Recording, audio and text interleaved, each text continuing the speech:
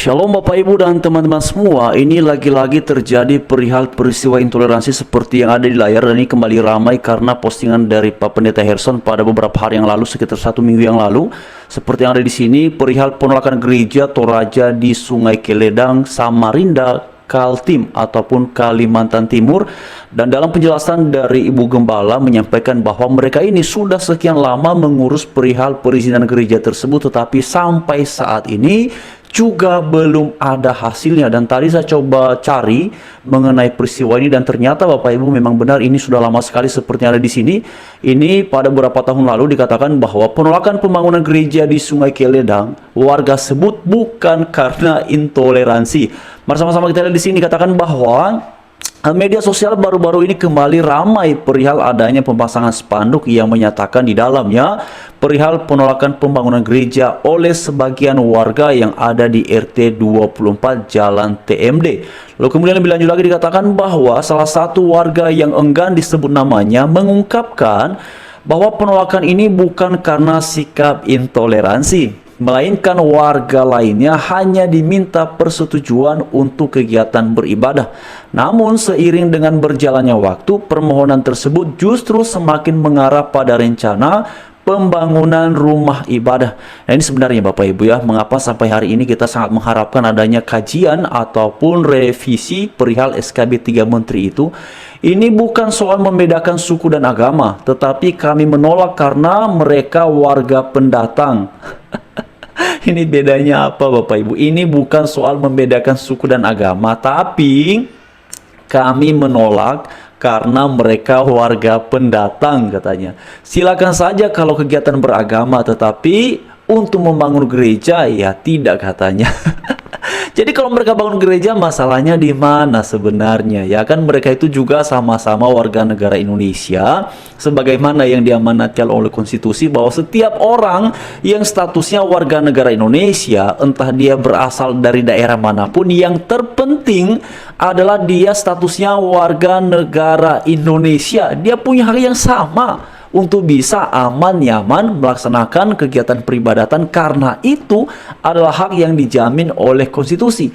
Lalu kemudian dikatakan lebih lanjut bahwa ia mengakui penolakan serupa bukanlah hal yang baru, mengingat sebelumnya juga telah terjadi dengan pola yang sama. Permasalahan ini pun akhirnya mendorong warga sekitar untuk memasang spanduk larangan. Ya, Lurah Sungai Keledang Rahmadi menjelaskan, untuk membangun rumah ibadah semua agama harus mengikuti aturan yang sama. Nah itu Bapak Ibu ya, makanya ini kan akhirnya warga sekitar itu kan punya pengaruh yang luar biasa untuk suatu tempat ibadah baru boleh didirikan kalau ada persetujuan, karena memang ada aturan demikian. Dan itulah sebabnya revisi SKB 3 Menteri itu menjadi sesuatu yang sangat mendesak untuk dilakukan. Setidaknya dibutuhkan 90 pengguna, dan persetujuan dari minimal 60 orang di masyarakat sekitar juga diperlukan. Ya, pembangunan rumah ibadah itu harus melalui persetujuan Forum Kerukunan Umat Beragama. Jadi bukan hanya memang di dalam aturan itu, bukan hanya minta persetujuan warga yang mendapatkannya itu susah sekali, mesti juga ada persetujuan dari Forum Kerukunan Umat Beragama ataupun FKUB. Lalu kemudian dikatakan lagi bahwa ia tidak ingin permasalahan ini menimbulkan kegaduhan yang dapat menyudutkan salah satu pihak. Oleh karena itu, Rahmadi berharap pihak FKUB dapat mencari solusi terbaik dari permasalahan ini. Nah, teman-teman, Bapak Ibu sekalian, ini tuh menjadi ramai sekali beberapa hari terakhir karena ada postingan dari Pak Pendeta Herson seperti yang ada di sini. Jadi ternyata beliau memberikan perhatian dan bahkan langsung bertemu dengan hamba-hambanya, yaitu Bapak dan Ibu Gembala ataupun pendeta di sana yang menggembalakan, yang ada dalam gambar ini teman-teman. Sebelumnya videonya itu saya sudah sertakan juga di sesi-sesi sebelumnya. Jadi ini teman-teman Bapak Ibu sekalian, karena di dalam video itu Ibu Gembalanya mengaku bahwa kami sebenarnya sudah lama kemudian mengupayakan perihal perizinan, tetapi sampai hari ini juga belum ada hasilnya. Selalu saja susah, selalu saja sulit, dan disertai dengan aksi-aksi penolakan dari warga sekitar. Lalu kemudian beliau juga mengungkapkan bahwa ternyata jemaat di sana itu sudah 20 tahun usianya, dan selama ini mereka ini ibadah dari rumah ke rumah, artinya pindah-pindah saudara. Nah kalau kita ibadah pindah-pindah itu kan sangat susah, sangat-sangat repot.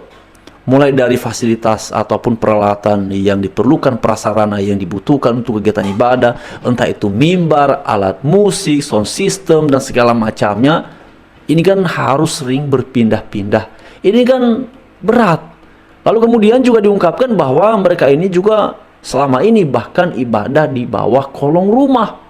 Wah, saudara, ini sesuatu yang sangat memilukan sekali.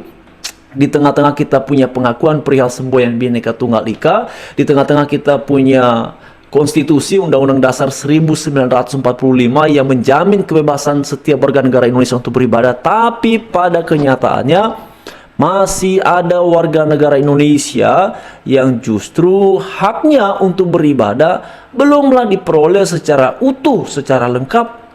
Belum, saudara. Buktinya apa? Ya, ini salah satunya. Terjadi penolakan gereja di Sungai, Keledang, Samarinda, Kaltim.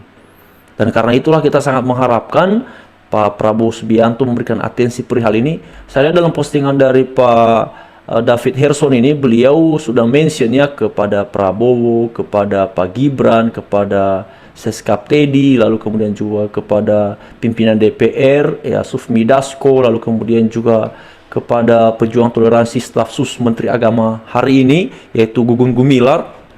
Dan memang ada respon dari Gunggun Gumilar, beliau juga berupaya untuk ini kemudian bisa ada solusinya. Tadi saya lihat tuh ada postingan katanya untuk 6 bulan ke depan bisa, tapi berikutnya entah bagaimana, saudara. Jadi ini dibutuhkan sebenarnya atensi dan hadirnya negara supaya ini benar-benar ada solusinya.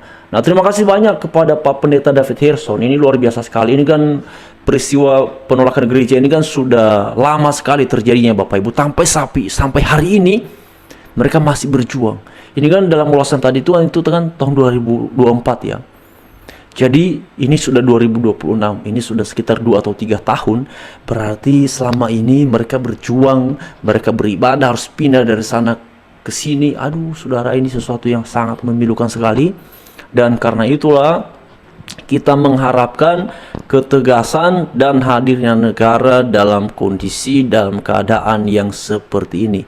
Wah, saudaraku, ini sesuatu yang sangat memilukan ya. Meskipun kita tidak heran perihal kejadian-kejadian yang begini, karena memang ini bukan satu kali yang terjadi. Ini hanya satu dari ratusan peristiwa-peristiwa intoleransi yang seringkali terjadi dan dialami oleh saudara-saudara kita yang beragama Kristen ini. Ini sudah macam-macam, saudara. Ya, seperti yang viral beberapa hari terakhir ini kan mengenai satu ceramah ya dari Pak JK itu yang viral dalam sebuah cuplikan. Itu kan juga ramai, saudara. Jadi akhir-akhir ini sepertinya pembahasan mengenai kekristenan ini terus ramai ya, termasuk mengenai babi ya, penolakan daging babi beberapa hari terakhir ini itu juga ramai, saudara. Jadi hari-hari ini mulai dari daging babi, mulai dari kemudian gereja, ibadah, semuanya ada kaitannya dengan penolakan. Semuanya sepertinya ditolak, dilarang dengan berbagai macam alasan. Ini kondisi yang sedang terjadi dan ini artinya membutuhkan perhatian yang konkret dan solutif dari pemerintah untuk hal yang seperti ini.